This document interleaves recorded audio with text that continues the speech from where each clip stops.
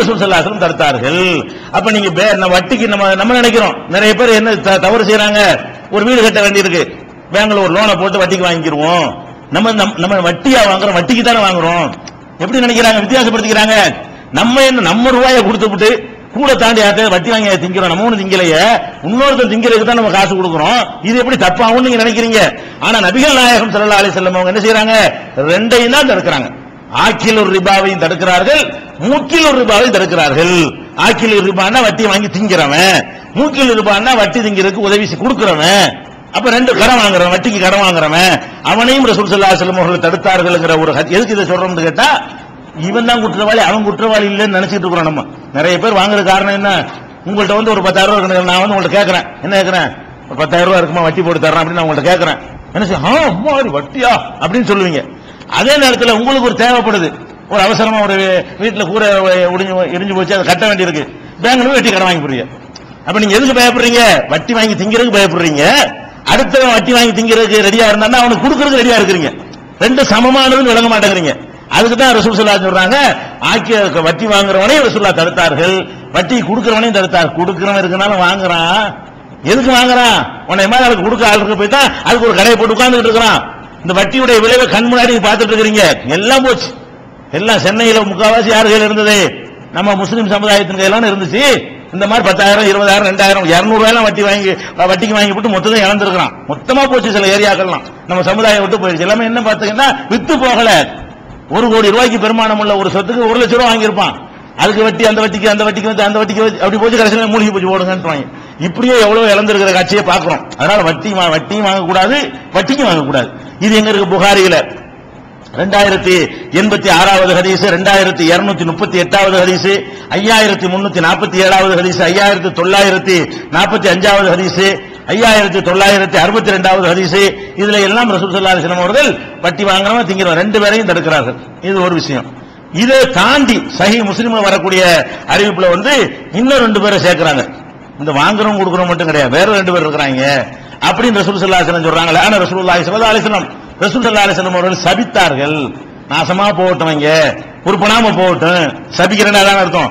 ரசூல் ஸல்லல்லாஹு அலைஹி வஸல்லம் அவர்கள் சபித்தார்கள். யார சபித்தார்கள், ஆக்கிலர் ரிபா வட்டி உண்பவனையும், மூக்கிலஹு வட்டி வாங்குபவனையும், காத்திபஹு அதை பதிவு செய்யறான கணக்கு பிள்ளையா போய் இருக்கிறான் அவனையும், ஷாஹிதைஹி அதுக்கு சாட்சி கையெழுத்து போடுவான அவனையும் ரசூல் ஸல்லல்லாஹு அலைஹி வஸல்லம் அவர்கள் சபித்து விட்டு வகாலஹும் சவா எல்லாரும் சமமானவங்க தான், இதுல யாரும் கூட குறையெல்லாம் கிடையாதுங்கிறாங்க. யாரு, வட்டி வாங்குறவனும் சரிதான், கொடுக்கிறவனும் சரிதான், அதுக்கு சாட்சியா இருக்கிறவனும் சரிதான், எழுதி வச்சுக்கிறவனும் சரிதான், எல்லாருமே சமமானவர்கள் தான் என்று நபிகள் நாயகம் ஸல்லல்லாஹு அலைஹி வஸல்லம் அவர்கள் ரொம்ப கடுமையான ஒரு வார்த்தையை இணைஞ்சிருக்கிறாங்க, போட்டிருக்கிறாங்க. இது முஸ்லிம்ல 2995வது ஹதீஸாக பதிவு செய்யப்பட்டிருக்கிறது. அப்ப வட்டிங்கிறது இவ்வளவு பெரிய கடமை. வட்டிங்கிறது அதனோடு தொடர்புடைய எல்லாருக்கும் குற்றவாளிக்கு விட்டுரும்.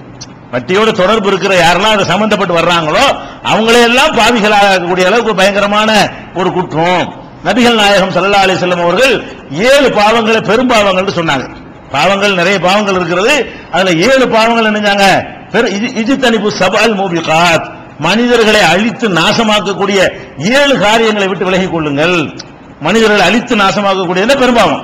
அப்ப மனிதர்களை அழித்து நாசமாக்கி விடக்கூடிய பெரும்பாவம் என்னன்னு சொல்லும் பொழுது ஷிர்கு பில்லா, ஒன்னு வந்து அல்லாஹ்வுக்கு இணை கற்பிக்கிறது, 2வது சிஹ்ரு, நான் மந்திரம் எடுக்க போறேன், அதை சூனியம் எடுக்க போறேன், அது வைப்பேன், இதை எடுப்பேன், ஏமா மந்திரவாதி பண்றாங்கல்ல, இது இந்த மாதிரி சம்பாதிக்கிறது கூடாதுங்கிற அடுத்த உசூல்ல வரும், அது பின்னாடி பாத்துக்கிறோம். அப்ப இதுவும் சம்பாதிக்கிறதுக்கு ஒரு வழியா கையாளுறார்கள். அப்ப சிஹ்ரு சூனியம் வைக்கிறது இருக்குல்ல, அந்த மாதிரி ஒருத்தன் செஞ்சான்னு சொன்னா அவன் பயங்கரமான பெரும்பாவம் செய்கிறான். கத்லு நஃப்ஸி உயிரை கொல்றது, உயிரை கொண்டாலும் சரி, அடுத்த உயிரை கொண்டாலும் சரி, உயிரை கொல்லுவது என்பது 3வது பெரும்பாவம். 4வதாக சொல்றாங்க அக்குலு ரிபா வட்டியை சாப்பிடும் 4வது பாவம். 7ல 4வது வட்டி. அப்புறம் அக்குலு மாலில் யதீம் அனாதை சொத்தை சாப்பிடுவது 5வது. ஒத்தவள்ளி யௌமஸ் ஸஹபி போர்க்களம் நடந்து கொண்டிருக்கும் பொழுது புறமுதுகு ஆட்டி ஓடுவது. களத்துல போய் நின்றோம்னா ஓடவே கூடாது, நிக்கணும். பாக்குறோம் பயங்கரமா வருவாங்க, சாதாரணமா வந்து போராட்டம்னு வர்றாங்க, வந்தா நிக்கணும். லத்தி எடுத்தோன்னு ஓடுறானே, இவையா வர்ற போராட்டத்துக்கு உண்மையா லத்தி வாங்காம இருக்கிற அளவுக்கு உன்னுடைய சிஸ்டமேட்டிக்கா கொண்டு போகணும். சிஸ்டமேட்டிக்கா நம்ம நடவடிக்கை என்ன இருக்குன்னு, எதுக்கு லத்தி சார்ஜ் பண்ணுவான்னு அதை தவிர்க்கிற வகையில ஒரு அளவுக்கு கண்ட்ரோல் ஆகி வந்து மரியாதை பண்ணி அரெஸ்ட் பண்ணிருப்போம் அப்படிங்கிற மாதிரி. அதனால ஜமாத்துல என்ன சொல்றோம், எல்லாத்தையும் கலந்து நின்று போராட்டம் பண்ணிவிடாதீங்க, எப்படி பண்ணணும் தெரியாது, லத்தியை சொல்லட்டுமா, அடி வாங்கி சாவுவீங்க, அல்லது லத்தி வாங்கி நிக்கணுங்கிற அளவுக்கு முடிவு எடுத்தா நம்ம எடுத்தா எப்படி நிக்கணும், அட்ரா வைப்போம், அடி நபர் மண்டை ஓட போட அப்படி நிக்கணும். ஒரு களத்துல இறங்கிட்டா என்ன செய்யணும், அதான் பின்வாங்கி ஓடக்கூடாது இருக்கல, போருக்கு தானே இது வகையான போர் தானே. களத்துல போராட இறங்கிட்டியா இல்லையா, இறங்கிட்டேன்னு சொன்னா என்ன செய்யக்கூடாது, பின்வாங்குற விளையாட்டு முஸ்லீம் இருக்கக்கூடாது. ஒத்த வள்ளி யோம ஜஹபி, களத்திலே போர் நடக்கக்கூடிய நாள்ல புறமுது காட்டி ஓடுவது இருக்கு பாத்தீங்களா, அதுவும் பெரிய பாவம். கல்புல் முசனாத்தில் முமினாத்தில் காபிலாத், வெகுளியான அப்பாவி முமினான கற்பொழுக்கம் உள்ள பெண்கள் மீது அவதூறு சொல்வது, பழி சொல்வது, பொம்பளை பத்தி பேசுவதாக இருந்தால் அவ அப்படி இப்படின்னு பேசுவதாக இருந்தால் என்ன வேணும், 4 சாட்சி இருக்கணும்.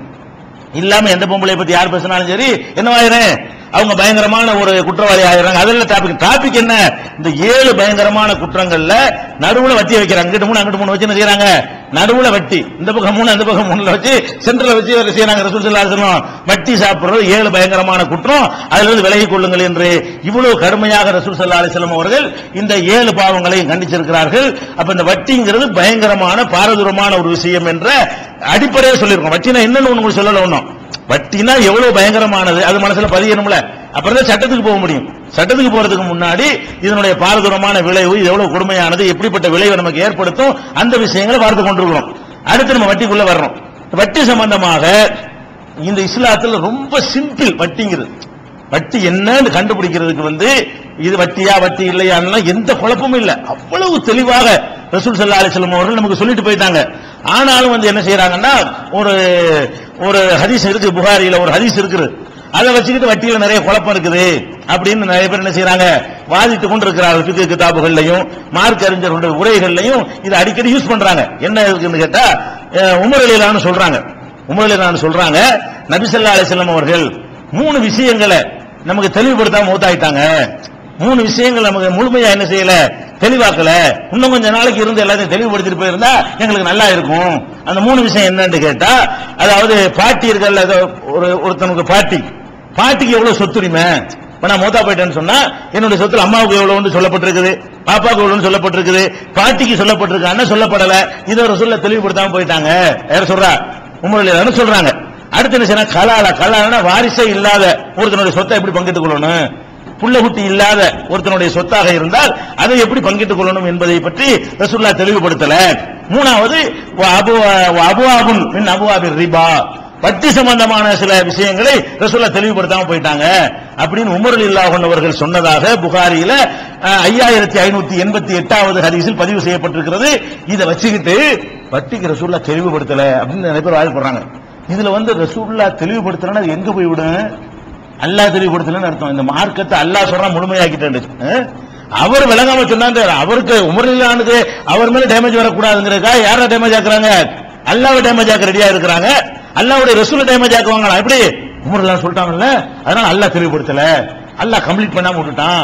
ஆனா அல்லாஹ் குர்ஆன்ல என்ன சொந்தம் கொண்டாடுறான், அல் யௌம அக்மல்து லக்கும் தீனக்கும், நான் உங்களுக்கு மார்க்கத்தை இன்னைக்கு முழுமையாக்கிட்டேங்கிறான், நான் ஃபுல்லாக்கிட்டேன், குறை வைக்கிறேங்கிறான்.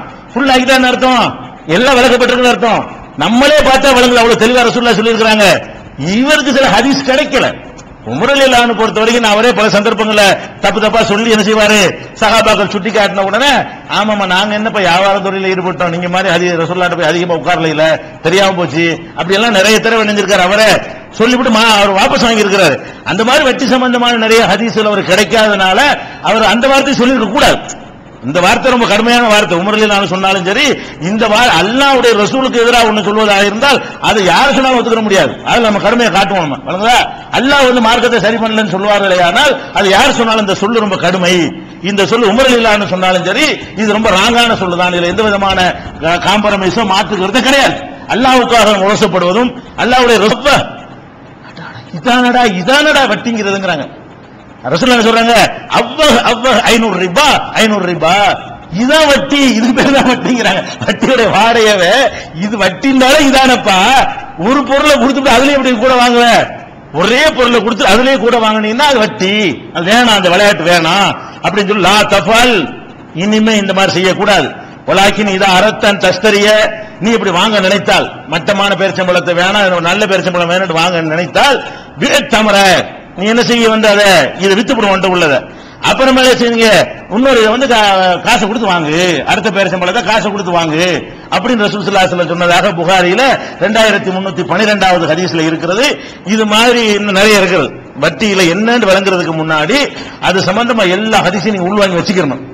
உள்ளுக்குள்ள இருந்தா தான் வட்டி இதான் வட்டிங்கிறது உங்களுக்கு என்னமாக குழப்பம் இல்லாம தெளிவாகும். அதனால வட்டி என்னங்கிறது இல்ல உள்ள போக வேணாம். இது வரைக்கும் சொன்னது நீங்க என்ன விளங்கிக்கிறீங்கன்னு கேட்டா, ஒரே இனத்தை சேர்ந்த பொருள்களை உடனுக்குடனே வாங்கினாலும் சரி, ஒரு மாசம் கழிச்சு வாங்குறது இல்ல, உடனுக்குடனே கைமாத்து பண்ணாலும் சரிதான், ஒன்னு கூட ஒன்னு குறைய இருக்கக்கூடாது. அப்படி இருந்தால் என்ன அது கூட மார்க்கத்தில் தடுக்கப்பட்டிருக்கு. ரசூல் ஸல்லல்லாஹு அலைஹி வஸல்லம் அவர்களால் தடுக்கப்பட்டிருக்கு விளங்கிக்கிறங்க. இது சம்பந்தமான கூடுதல் விவரங்களை அடுத்தடுத்த நாட்களில் பார்க்கலாம்.